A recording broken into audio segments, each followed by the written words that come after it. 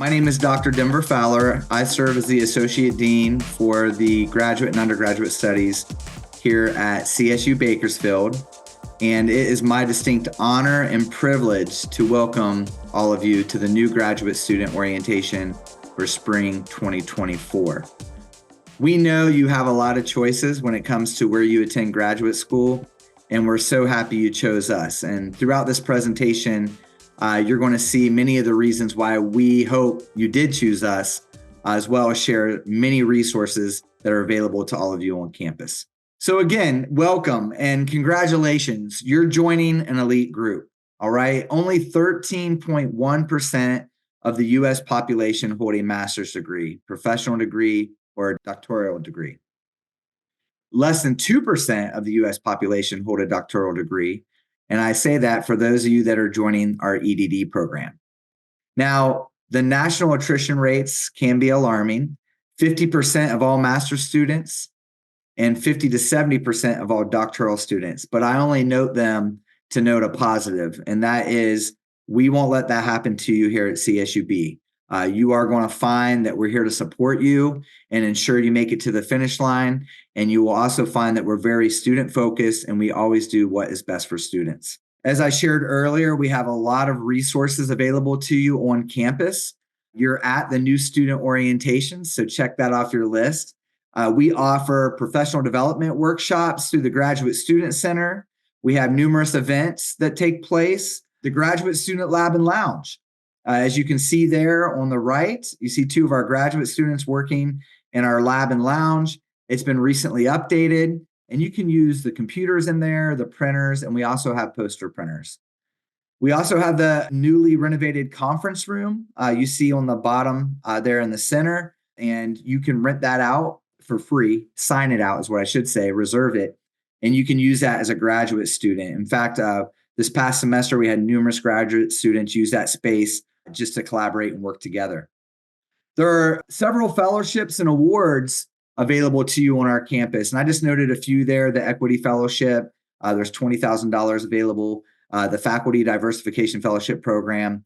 And you can reach out to myself or our staff, and we can answer any questions you may have as it applies to any policy or procedural questions as it applies to your graduate program or the catalog, whatever it may be. We publish a graduate newsletter each semester. We're expecting that the spring 2024 newsletter will be out sometime in February. In the meantime, you can check out our fall 2023 newsletter. That's located on the Graduate Student Center webpage, and you'll find all kinds of information in there about all things graduate studies on our campus.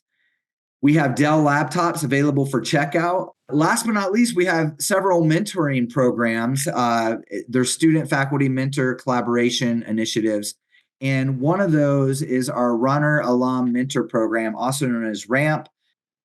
So I mentioned some of the other programs, but not all of them. Two that are very popular, longstanding programs in the CSU is the Sally Casanova Scholars California Pre-Doctoral Program and the California State University Chancellor's Doctoral Incentive Program, or CDIP.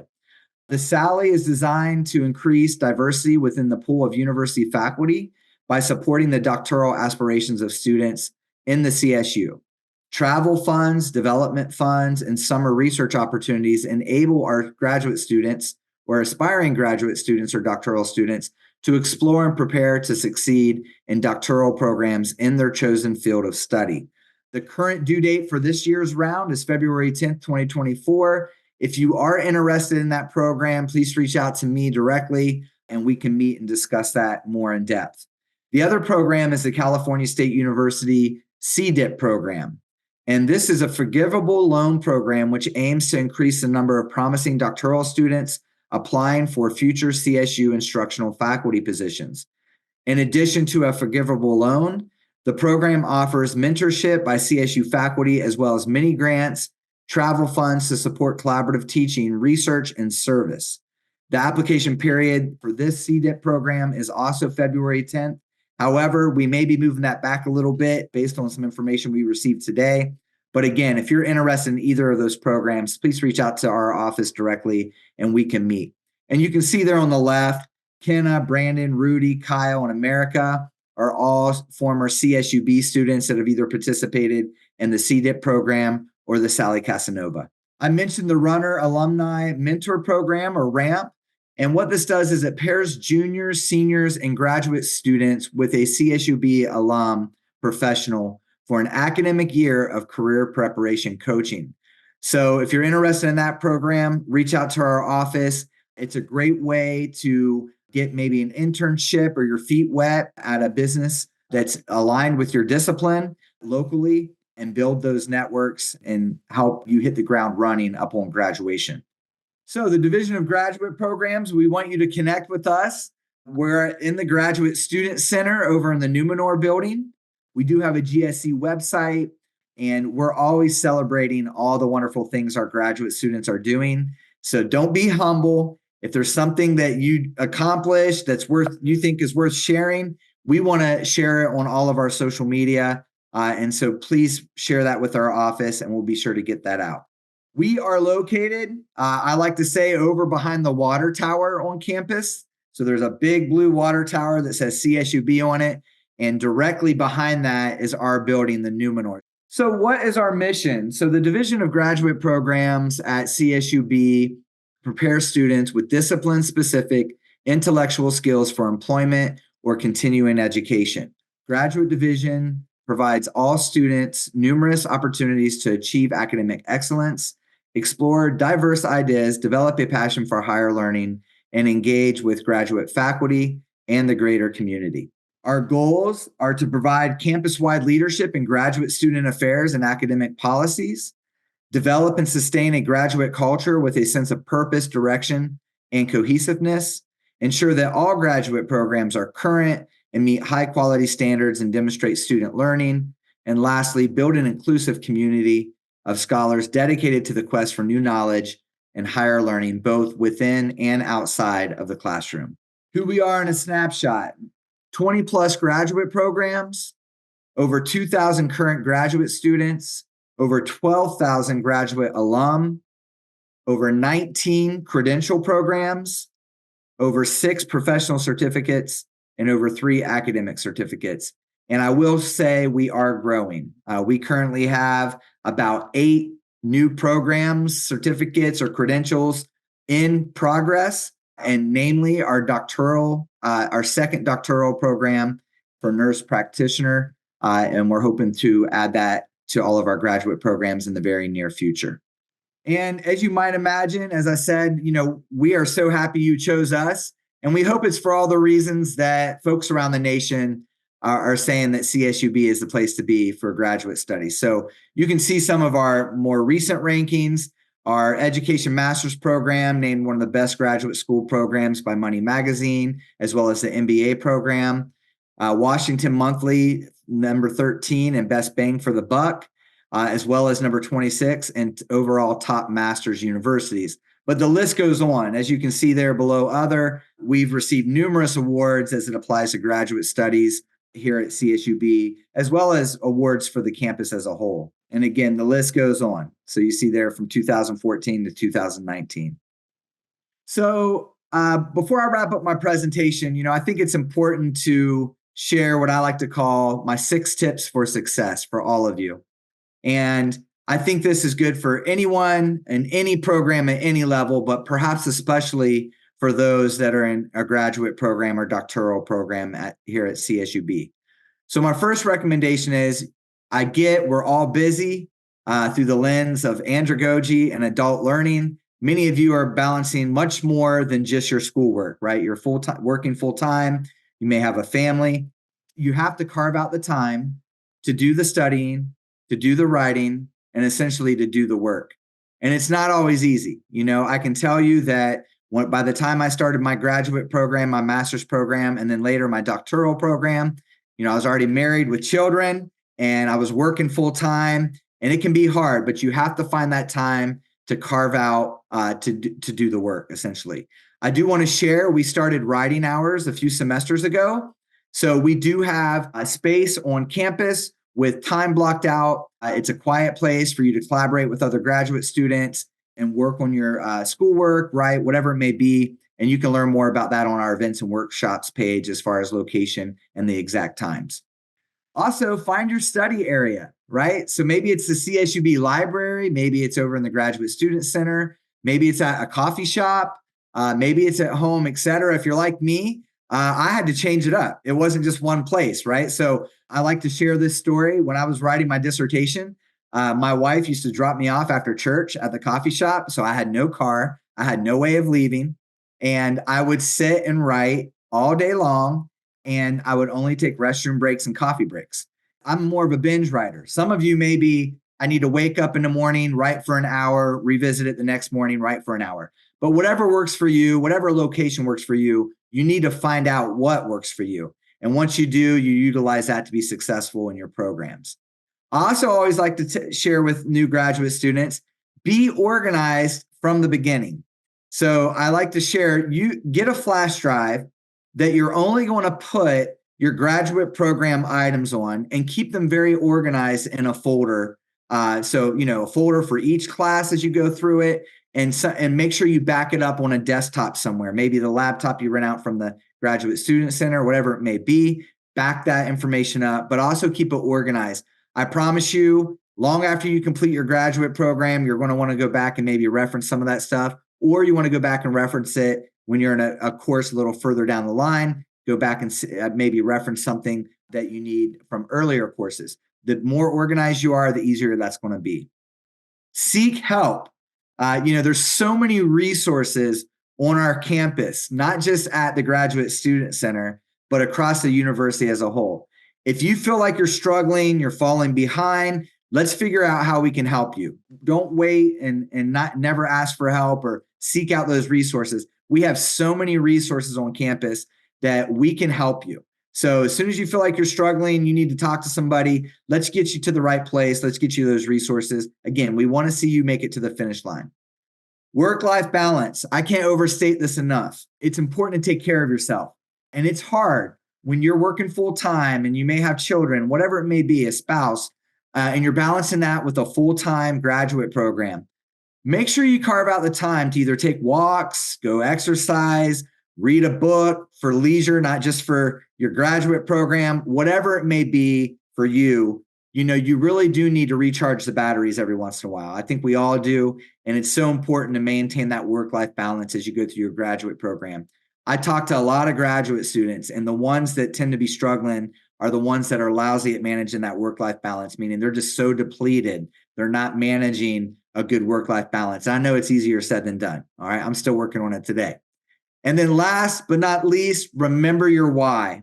I don't know what it is for you. I know for me, it was my daughter, Haley, and I had a picture of her where I could always reference it when I was working on my dissertation.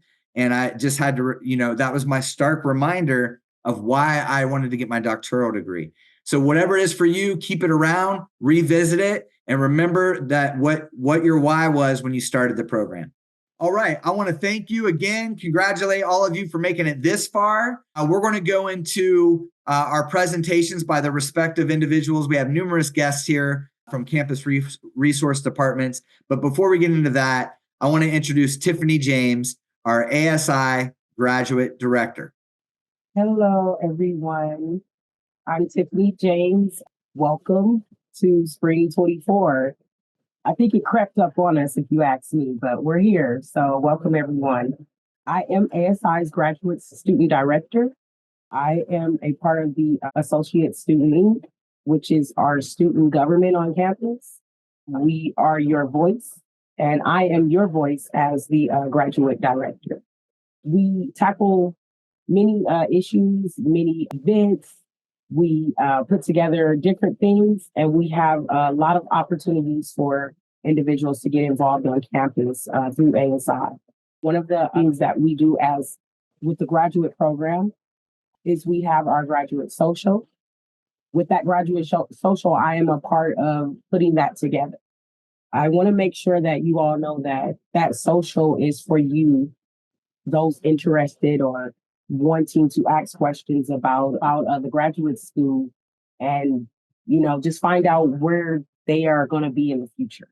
So that is a social that allows you to talk with others and get involved, ask those questions, find possibly your next step in life. We put this social on once a fiscal year. but we're going to mix it up this year and actually host it twice. Our fall social was a good success. We had a lot of participants and individuals from different departments come out and actually get together, and it was a really great event. The year before that we did it, it was a really great and successful event. So we want to keep it going, and we want to do whatever we can possible to help you. So that'll be an event that will go out sometime this semester. We'll be organizing that as a team, and we'll keep you posted on those dates and times. So I'll get a little bit in about ASI and what we can actually do for you and how we can assist you throughout your graduate career. Because I do represent you all as well. If you ever run into any issues or concerns, or my big thing is ideas. With ASI, we create change and we bring leaders to our campus. And sometimes we have to kind of open up some individuals to get that leadership quality showing. They have it there, they're just not sure how to use it. So that's what ASI is about. We're about making change and offering our students the opportunity to get involved on a campus. So back to ideas. For you all that are coming in and you're fairly new, but you have some ideas and thoughts about how we can better represent our graduate students and doctoral students or support them in any type of way, that's what I'm here for. I would love for you all to come to me and reach out to me with ideas or concerns so that we can address them. We have board meetings every Friday. They start at 3 p.m. We hope that they end at 5. Everyone is welcome to join those board meetings. We are a nonprofit, so therefore the meetings are open for the campus or, anyone to come in and join our meetings. So I want you all to take some time out and think about it, even if it's just one meeting, out of the month, because I know we have busy schedules, but pop in on us. And, we have a portion of the meeting at the beginning where you can make a public comment if you have any concerns or ideas for the campus. And it allows ASI to go into a discussion later and figure out how we can assist our students. There are several different committees on ASI. If there's a concern with the committee or activities that are going on, we will point you in the right direction and get your questions or anything answered. We also have, I also have office hours, and so do the other directors and execs, just in case you might have ideas for them. We are all available to you. So I have office hours, and my office hours are Tuesdays and Thursdays, starting at 11, and they go from 11 to 12. And I am available usually in the Veterans Center. I have an office there where you're more than welcome to reach out to me. I do have an email where you can contact me through ASI, but I am available to you all also in the ASI hour office on Fridays. So if you ever need any assistance, you have any questions, you can come see me also on Friday mornings in the ASI office. Those are usually drop-ins. If I'm not they'll reach out to me and let me know. And usually I run across campus and I come see how I can assist you.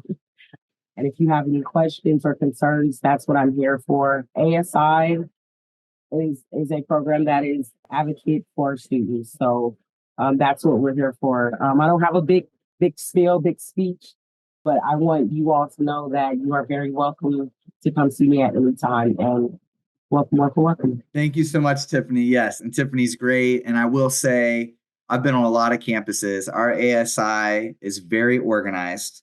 They get things done. And so they're always doing wonderful things on our campus. So please, connect with Tiffany. Thanks again, Tiffany. Next up, we have Lenny Perez, and he is joining us from the Services for Students with Disabilities. Lenny. Good afternoon, everyone. Again, I'm Lenny Perez. I work for Services for Students with Disabilities. So as it sounds, we help students with either physical or learning disabilities. We help provide academic accommodations for the classroom. So we have undergraduates registered with us. We have graduate students registered with us. So as long as you are a part of CSUB, our services are there for you at no additional cost. I've got our website listed right now because our application process does go through the website. Who is SSD? Currently, Dr. Jason Watkins is our interim director. We have some others out on leave now, including our assistant director, but I'm the third name down. I go by Lenny, but my name is Leonard. I'm one of the advisors.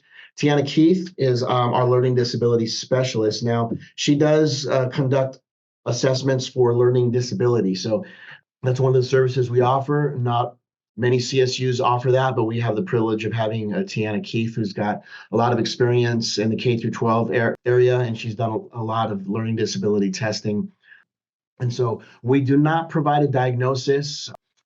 All that Tiana does when she tests our students is determine if they are eligible for our services based off of a learning disability. So again, we get asked often, do we test for ADHD? Do we test for dyslexia? But again, we don't diagnose. We will just determine if you're eligible for accommodations and provide those accommodations. You ever make your way into our office, Patricia and Sally, they sit up at the front desk. Be able to meet those ladies whenever you come into our office. Mary Norton is our sign language interpreter. You may have seen in your classes before interpreters using ASL. And so students that need that service, that happens through our office. We have a counselor out in Antelope Valley as well. So Shelley Brooks works out there on the AV campus. So students that are physically closer to Lancaster can, again, go to that campus and get services from Shelley. Our mission: provide support services which enable every student, regardless of disability, to have access to a university education. You all deserve equal access to your education. And if there are barriers to that, which may be a physical disability, be a learning disability, then again, we are there to help overcome those barriers. So if there is something in the way of you getting equal access like everyone else, then our department can help. Who is eligible? These are just a couple examples of some of the disabilities that students may have. There's ABI, acquired brain injury, TBI as well, a traumatic brain injury, ADD and ADHD, those on the autism spectrum disorder. I mentioned our ASL interpreter who helps out students that are deaf or hard of hearing. Learning disability. Now, this is the only one that we, again, don't diagnose, but we can make an assessment as to which, if students are eligible or not. Mobility limitations, students that are in wheelchairs, students that need something else in the classroom, if they need a freestanding table, if there's, again, a barrier in the way of getting to your education, then, we can help with that and make sure that everything is accessible. Psychological, psychiatric, this is where it may include students that are suffering from depression, from general anxiety disorder. Those, again, are types of students that we can help. Visual limitations.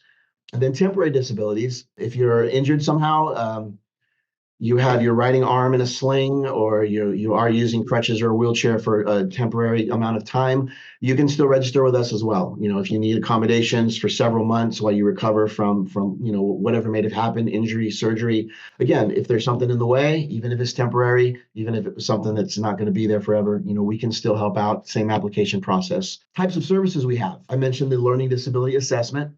Priority registration. All of our students get priority registration.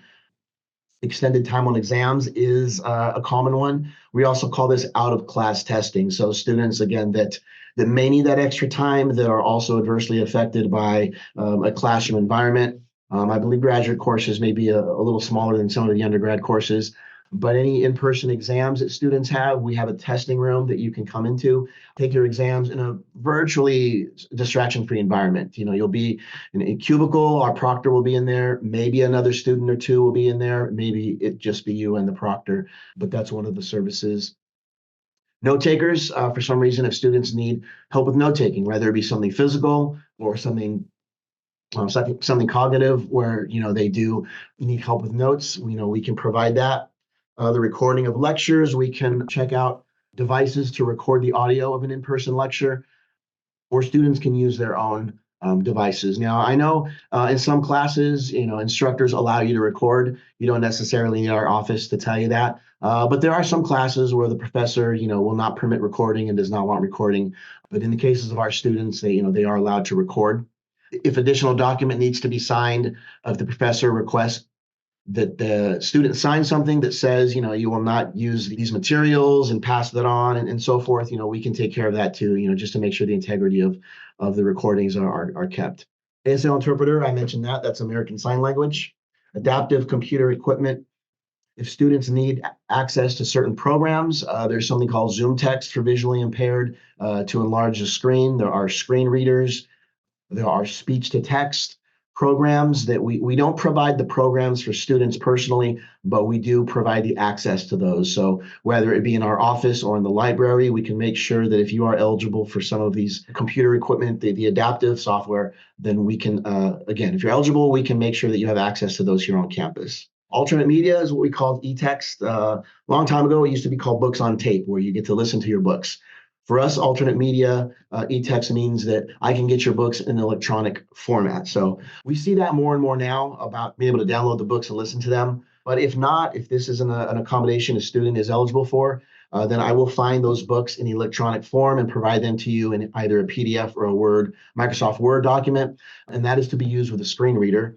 There are many different screen readers out there, some with different accents and voices. So you would use, a standard screen reader. And again, this is how, if the student needs to have that reinforcement of listening while they're reading their books, then that's something that our department can provide. So how do you qualify for services? Well, you just need to be enrolled, and you're all graduate students. So either you're graduate or undergraduate, you can apply. Our application is online. You just need to provide documentation. Accommodations are based on functional limitations, which just means that we just need to know how are you affected by whatever the diagnosis is. Again, no additional cost. Number 1 and 2 is more for high school students, and some have IEP plans or annual or triennial psychoeducational assessments. Those can be used. If you've got any of those, we can look them over. Other than that, that's again what our learning disability specialists will look over. If not, you can get a verification of disability form from our website. You print that out and you take that to a healthcare provider, and then you submit that to us. The application process is online, as I mentioned before. What our website looks like, I've circled where it says point and click. You may hear from Jessica when she talks about the health center, but we use the system they use so that you can apply. I circle step-by-step instructions because I would click that. And then again, it will walk you through it. This will walk you through how to apply for services. I've also just included, this is what the homepage looks like for point and click when you go on there, and then just follow the directions I've provided to get to where our department has our application. This is our web address. There are a couple emails on there, the SSD email for our office, my email. So again, we're here. We've got a number for the main campus and the AD campus. So if this is you, or if you know somebody that could benefit from our services, then please see us or refer students to us. Again, it takes there's a lot of resources out there. So if you feel that this is you, please reach out to us. Thanks, Lenny. Next up, we have Chris Livingston from the library to discuss online research and e-thesis submission. Thank you, Dr. Fowler, for introducing me and having me here. My name is Chris Livingston, and I'm the director of the Historical Research Center and Archives. I'm a librarian here. I'm also the chair of the department. I am here to show you some sort of resources we have here in the library, but also to convey that for those of you who will be, doing your thesis, actually writing a thesis, you will be submitting that thesis to the library when you finish, and that will kind of go through me. And so some of the things I want to point out are basically how to get in touch with us. If you look here on the screen, we have links for research help. Under research help, you can connect with a librarian. You can get citation help. And we also have subject and course guides. So we have a librarian assigned to basically every discipline. For example, I am the librarian for history, political science, religious studies, philosophy, and anthropology. And so every librarian has a subject matter areas that they work on. So that means you have a librarian, basically your own personal librarian, to help you navigate the pitfalls of research. We also have some subject and course guides there by subject heading. And that's kind of a primer, a place to get you started with the best databases to go to and things of that nature. Right there in the middle of the screen, you'll see that's our OneSearch search database, where you can search for books and articles and videos and a bunch of other things. The neat thing about OneSearch is that you can tell it to search for everything, like it's designated at this point. where you can see in the box there, or you can tell it to search CSUB only, or you can take a look at all 23 campuses in the CSU. Now you may be thinking, well, why do I care what Northridge has? Well, you should care because Northridge might have a book that we don't have here, and if you find that book, we will have it sent up here to you so that you can check it out and use it for your research. Over there on the left, you'll see our library hours there. Those fluctuate depending on the time of year. So, during the off season, when school is out, those hours do change. During the semester, we'll be open from 8 in the morning till 10 Sunday through Thursday, and then 11 to 7 on Saturdays and 8 to 5 on Fridays. Over on the right, you'll see that there is a chat box there. That is not an AI chat bot. It takes you to an actual live person. So I say that because we get people who ask questions thinking they're talking with AI, and they're not. That will allow you to connect with the librarian 24 hours a day, 7 days a week. It is staffed by librarians from all over the CSU. You might even get somebody from even London, England. We do have librarians from all over that are on this. And usually if you don't get a satisfactory answer to your question, they'll mark it for follow-up, and the next morning we will be looking at those and following up with you. I just kind of want to highlight some of the librarians and some of their areas there. You can see there, Christy, Amanda, Matt, myself, Ying, and Kristen. We pretty much cover the bulk of the subjects. If you don't see your subject listed there, as I mentioned on that first page, you can go in and look up your subject specialist. Now, the last thing I wanted to mention is that for those of you who are submitting a thesis or dissertation, so if you're in the DEPL program or you're in a program that requires a master's thesis as your culminating activity, you will be submitting that thesis to the library into a system that's called ProQuest and a system that is called Runner Scholar. And basically with that, it's an all electronic submission process.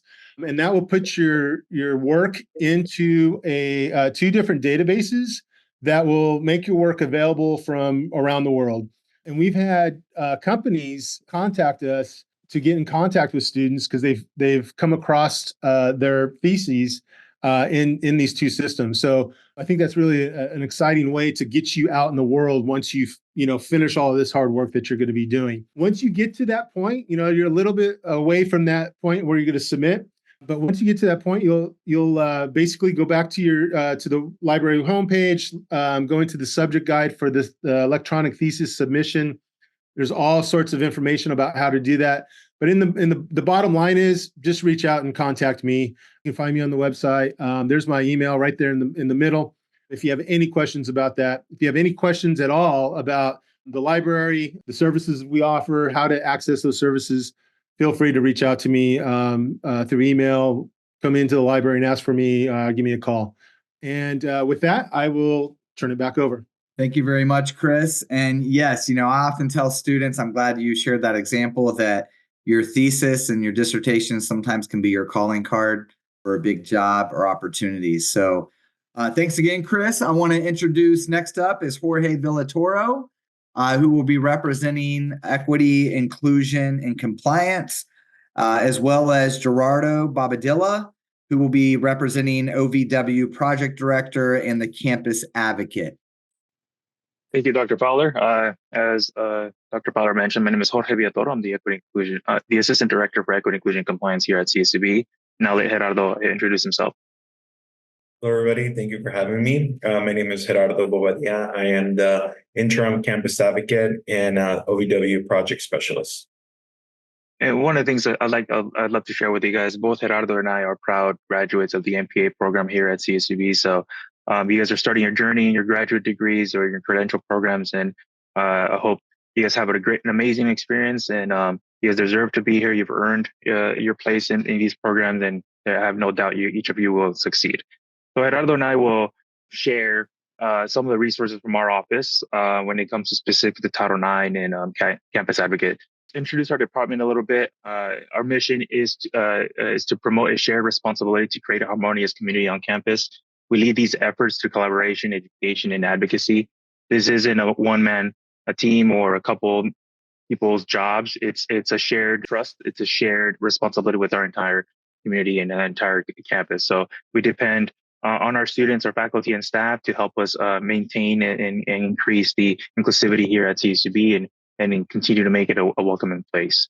We envision a university where we honor and respect the life journey of each of you, of each individual. We actively listen to the needs of our diverse communities and communities to learn. We forge collaborative partnerships to advance equity, inclusion, and justice. And then we like to empower individuals to champion for the betterment of their region and beyond. So we want you, of course, to graduate from here and go wherever you head off to, you make that place even an even better place with the things you learned here. I'm gonna introduce you to a little bit of most of you have already heard about Title IX in your undergraduate programs.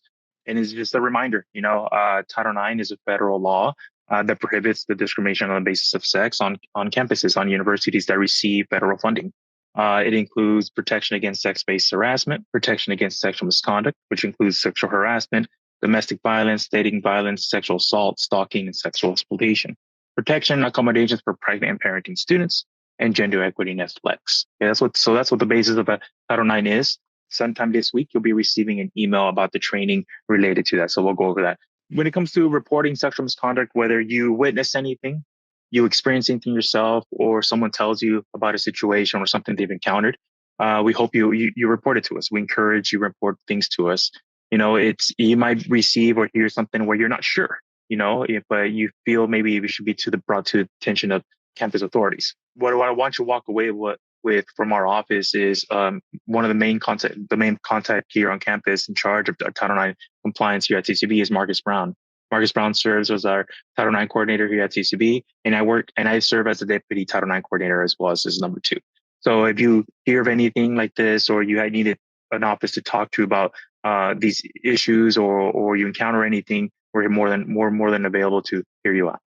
Some other options here as well and support measures that I want to introduce you to. Of course, Marcus and I are here on the screen, but some other area contacts, whether you're is our Dean of Students, who is Emily Callahan. If you're a student that lives in housing, Hilda Niebles, who's the director there, can assist as well. Ruby Alvarez, if you're involved with the student organization, she's a great contact there. And Cindy Goodman in athletics. So these are people we work with on a regular basis when it comes to Title IX issues on campus. So if you can't reach us, there's someone here on the screen that you trust, that you've had conversations before unrelated to Title IX issues, but now this has come up and you want to talk to someone about it, they can guide you and they could eventually get you to our office as well. We also have law enforcement, our university police department that's here 24/7. If you ever have an emergency need, or you feel like you need to file a police report, they're available for you. Our campus advocate services, Gerardo will go over that a little bit more later. They're a confidential advocate. What you say to them, what you share with them stays completely confidential, and he'll explain that more later. We have our counseling center on campus and our student health services as well. I want to highlight a little bit our pregnancy accommodations. So if you yourself or someone maybe in need of pregnancy accommodations and need some assistance throughout their semester, you can come to us. Part of the process is, of course, receiving that request from the student, but sitting down with them one-on-one, addressing their needs, their individual needs, and then putting some accommodations into place in their classes to make sure they're in a position to still succeed and still complete their semester strong. So feel free to scan the QR code here if you want to visit the website to learn more or share it with someone, or just type in pregnancy accommodations on the search bar on the main CSUB website. One of the things I do want to also highlight is we have 3 nursing lactation rooms on campus. I don't want to forget to mention those. So if you know of someone who may be in need, those locations are listed on the website as well. I want to highlight also your Title IX training. This is required for all students every academic year. That includes graduate students. One of the things we did a couple of years ago is we diversified our training, of course, to be more relatable to the different diverse groups we have on campus. We have a specific training for grad students. We have a specific training for non-traditional students, one specific for athletics, one specific for international students. So depending on what category you may fall into, that's the training you'll be assigned. I want to highlight that on February 19th, that is the deadline for you to complete your training. If you miss that deadline, you'll receive a registration hold on your account, which will prevent you from registering for classes for the fall semester. Okay. So if you want to avoid that hole, take the training as soon as you see the email come through.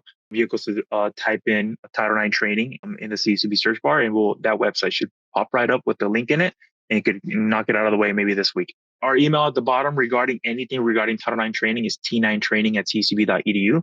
Feel free to shoot us an email there if you have any questions or you have any trouble accessing the training.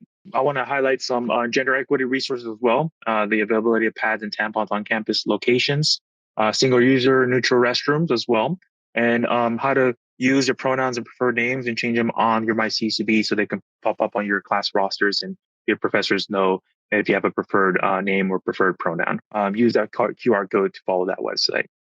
We have some resources for undocumented students as well. We have our Dreamers Resource Center on campus. One of the great things that the Dreamers Resource Centers provide is free legal services to students, faculty, and staff. And even if it's the student who doesn't need the services, but their parent or brother or sister or something like that, an immediate family member, those services stretch to them too as well. So I highly recommend you share those resources with someone who may be in need or yourself. Don't be afraid to reach out to them and don't hesitate. This is the full makeup of our Office of Equity, Inclusion, and Compliance. Includes our Claudia Gatoda, our Chief Diversity Officer and Special Assistant to the President, Marcus Brown, our Director of Equity, Inclusion, and Compliance, myself as the Assistant Director, Gerardo as the OVW Project Director, that's actually just changed, and our Campus Advocate. So Gerardo is graciously filling in as an interim right now, but we are hoping to fill the Campus Advocate role very soon. Gerardo, I'll turn it over here for you. As the interim campus advocate, I provide confidential information, just like Jorge was saying. So what does that mean about the confidential? Is basically that if you talk to me in regards to sexual assault, sexual harassment, stalking, domestic violence, dating violence, sexual exploitation, or even any, let's say, like any violence or incident that happened as a child, you come and talk to me, and I will not report anything to anybody. I will not report to law enforcement, to Jorge, Title IX, anything like that. Unless you want me to, then I can make those accommodations to get you those resources. But as the campus advocate, I'm here to support anybody that needs the help, not just students, but as well as faculty and staff. And I am well connected with the community on campus and outside of campus, and I'll try to kind of link up those services. And then as well as offer any support, especially if, let's say, somebody's needing assistance with filing a restraining order or anything like that. I could get you connected and kind of help out, fill out those restraining orders and show you what the process is. As well as if you need to talk to law enforcement, I could let you know how the process is and contact law enforcement for the person to make a report. Another thing that I do as well is I do prevention work. So I do trainings about domestic violence, sexual assault, stalking, dating violence. So if you, your department, any student organization would like to learn more about any of these topics, especially gender-based violence, you could always reach out to us. You could email Jorge, email myself, and we could get you connected and provide those services that you need. And like I said, you could always call me as well as email us the advocate email, and then I could receive those emails and I could respond. Again, it's confidential, and it doesn't hurt just to reach out to me or even tell somebody that you may know is going through a difficult time that they could reach out to me. No judgment and no hesitation and no fear that anybody's going to know what's going on. And that's pretty much it from us. Feel free to reach out should you need any services or need any guidance with anything. We are more than willing to have a conversation with anybody who has a need. Like I said, this is a shared responsibility for our campus. We count on you to bring things to our attention that may need some attention from us. So take care. Best of luck. Have a great semester. And we're here and available for you at any time. Thank you so much, Jorge and Gerardo, for that presentation and all that wonderful information. Next up, we have Jessica Allred from the Health Center on immunization, information, and services available. Jessica, I'll hand off the mic to you. My name is Jessica, and I am a health education assistant here at Student Health Services. We are located on the south side of campus. We're right across the street from the Accardo Center. It's the big brown building with all the trees around it. I've had students ask me before if it's abandoned, and it's not. This is us. This is where we are. We currently have construction going on our building, and so it's a hot mess, but we should be up and running in the next few weeks, ready to go. We are still open, I should say. We are open to you guys as graduate students. It's not just undergrads. Anybody who is enrolled at CSUB can come and see us. We are actually an accredited facility, which means that you will get the same care with us as you would at your regular doctor's office. We have staff, nurse practitioner, nursing staff, referral specialists, clinical assistants, an in-house pharmacy, in-house lab, a health education department, as well as a registered dietitian. She is new and is able to offer nutrition counseling this year as well. Just a couple of the services that we offer. We have medical evaluations, health education, nutrition counseling, family planning services, lab tests, first aid, telehealth, STI testing, medications, physicals, immunizations, and more. The best part about us is that most of our services are covered. Everything that's in red is going to be for free. It's paid for through your mandatory student fees. And so we don't accept outside insurance, and anything that does cost money with us, it's very minimal. So the medications that you would get with us we have over-the-counter stuff that you can get for cheaper than you would like at Target or CVS. And so I definitely recommend, even if you have a copay someplace else, it might be cheaper to come and do it with us. So we'd love to see you. That's what I'm trying to get at. So we do offer in-person appointments and walk-ins. Our office hours are Monday through Friday, 8 to 5. And then our appointment hours are Monday through Friday, 8:30 to 11:30 in the morning, and then 1 to 4:30 in the afternoon. And that is our Bakersfield campus phone number. If you are in Antelope Valley, we actually don't have our clinic open there right now, but what we do have is an MOU. So it's basically a contract with one of the local urgent cares. We will cover certain visits, but you have to call our office first and get a referral. That's just what you would do if you're in Antelope Valley and you don't want to drive down to Bakersfield to access our in-clinic services. The only immunization that is required right now is hepatitis B.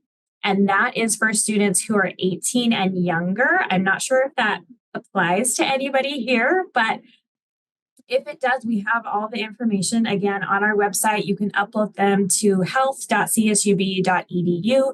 If you don't have access to your immunization records, we do accept medical and religious exemption forms, or you could do what's called a titer. There's information there about where to email or call if you have questions. And then COVID vaccine cards and exemptions are no longer required. So we are on social media. We do a lot of contests and events. We're actually going to be out for Week of Welcome the next 2 weeks. And then we have Sexual Responsibility Week coming up, as well as Safe Spring Break. So make sure you follow us on social media. We're also doing a 2024 in 2024 followers contest on Instagram. So we are choosing our next winners actually tomorrow and then later on this month.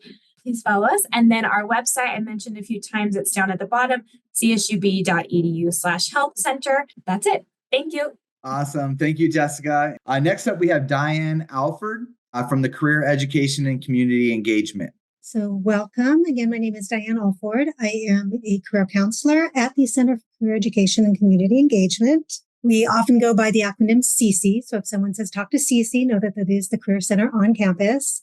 We are located next to the Runner Cafe on the main campus, and we help students with all facets of career development.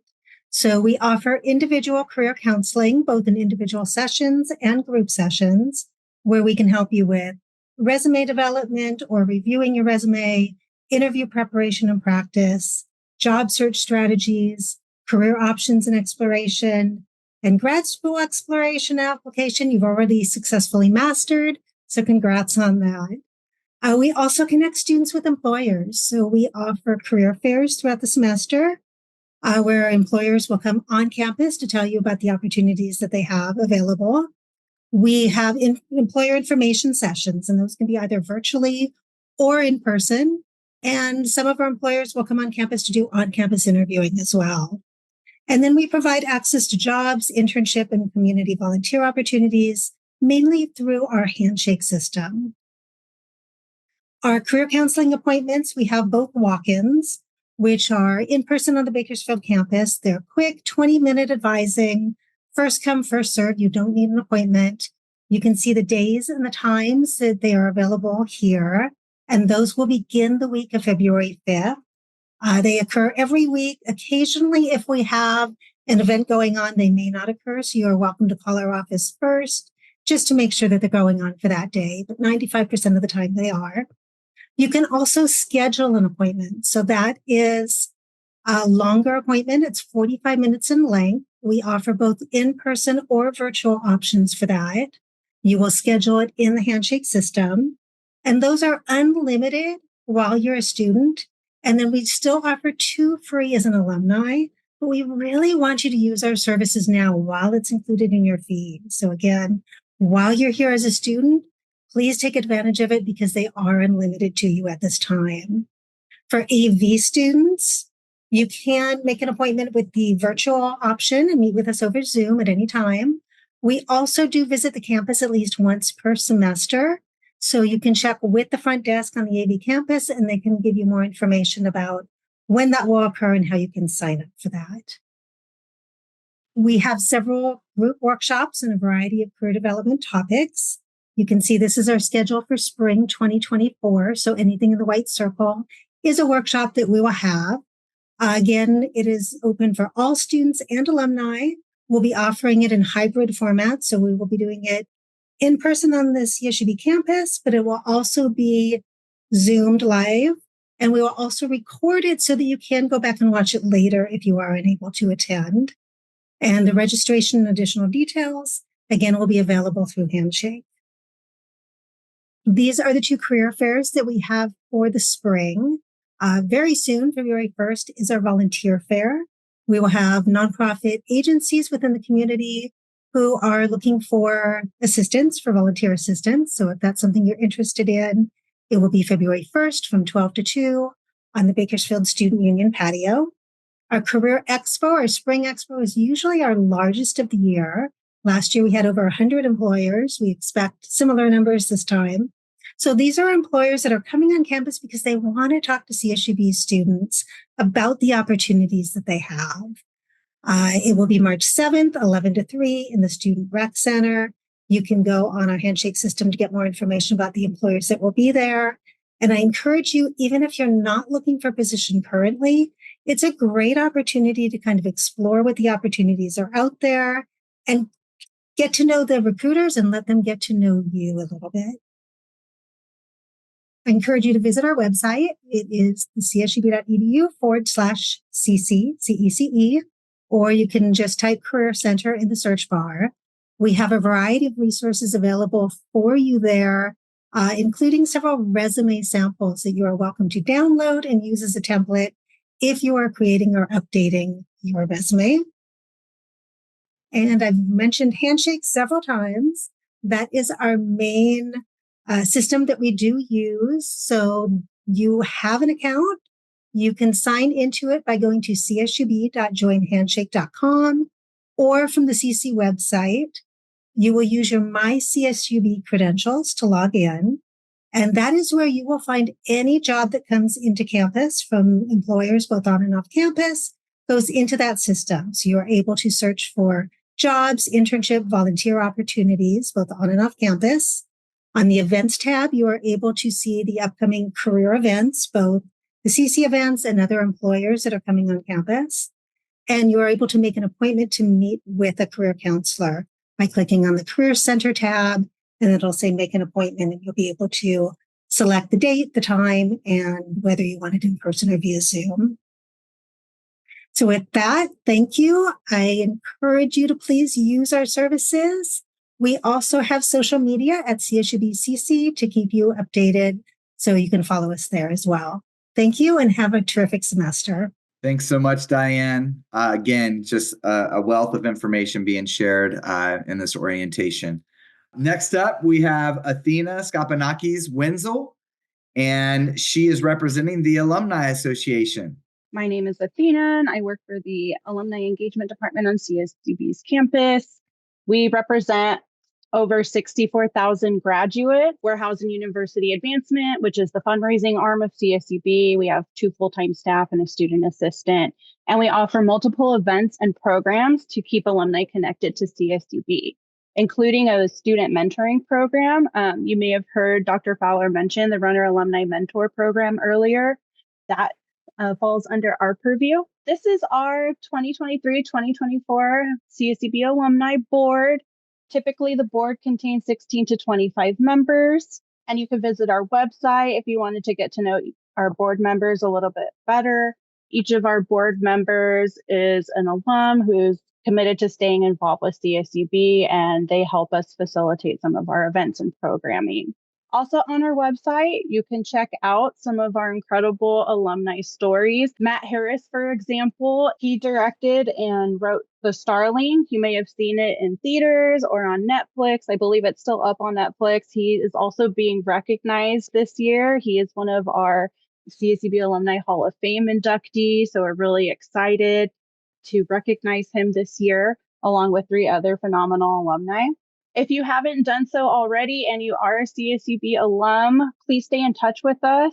You can visit our website, or you can go to just the regular CSUB homepage and just type in alumni membership into the search bar and fill out your contact information. This just helps us stay in touch with you.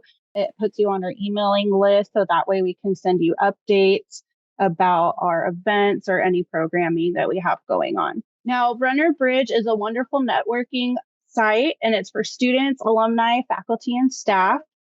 Students can search for alumni of interest. They can ask career questions. They can ask for help writing their resume or the interviewing process, anything like that.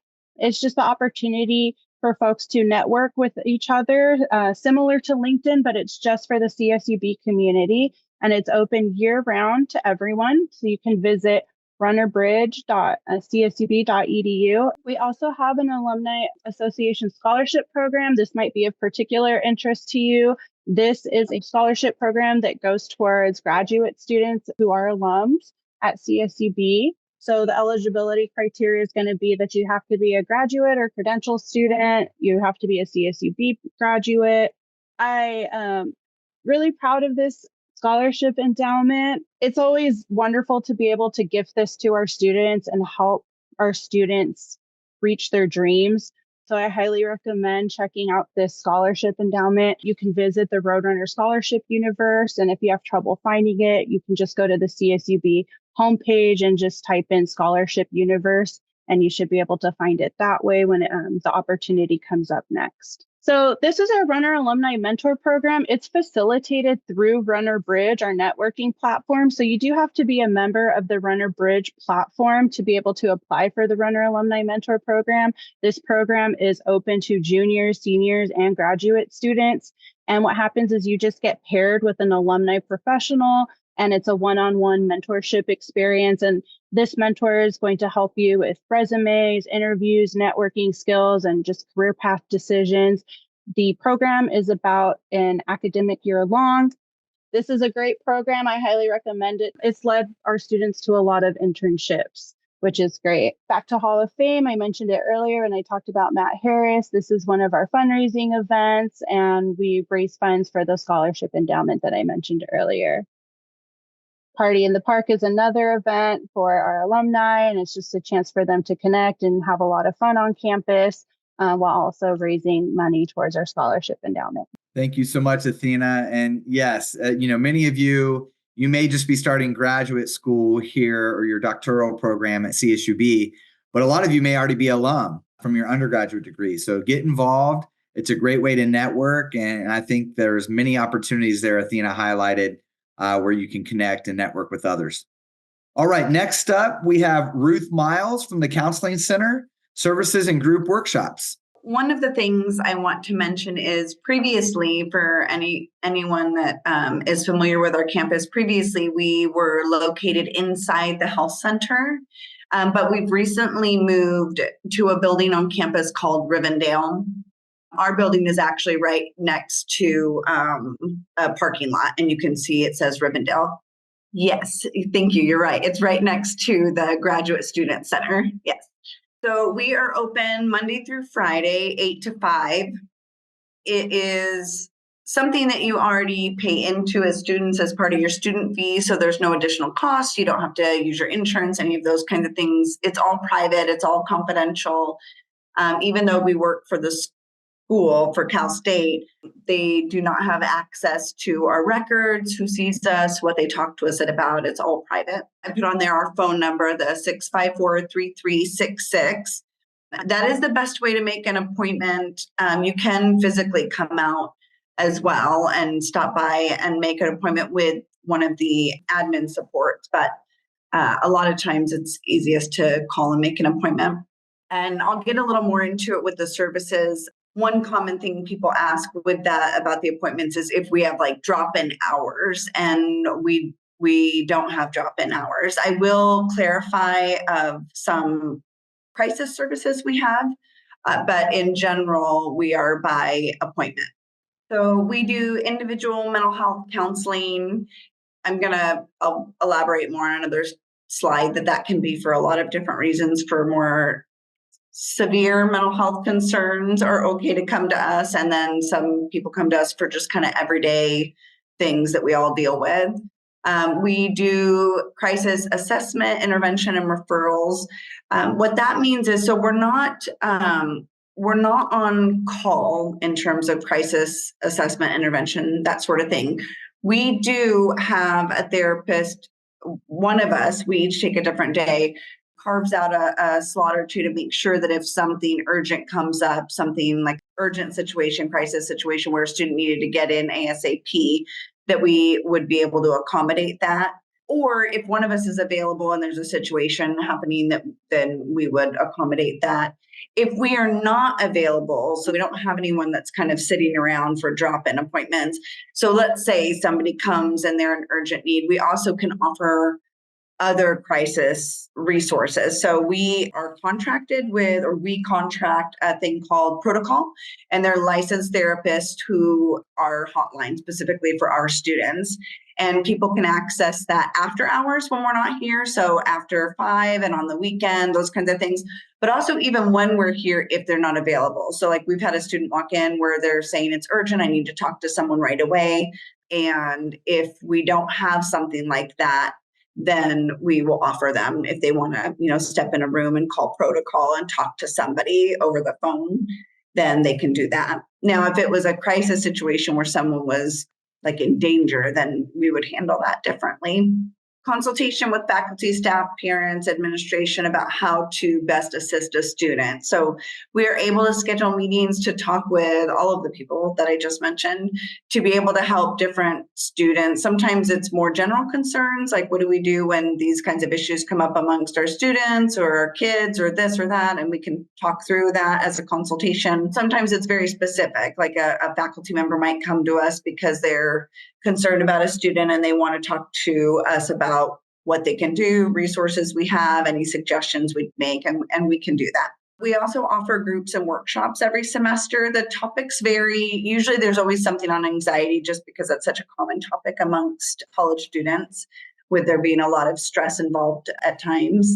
But we have different groups and workshops that we might offer that depending on the need of students. So like I usually do one that's academics and stress. I'll do one on mindful eating. I know we've done them on social anxiety or depression, social relationships. So I'm not exactly sure which ones we'll be offering this semester. We usually develop them at the very beginning when we all first come back to campus. So we'll be doing that, and then we'll post them to our website. And we also have an Instagram, which I'll share with you guys.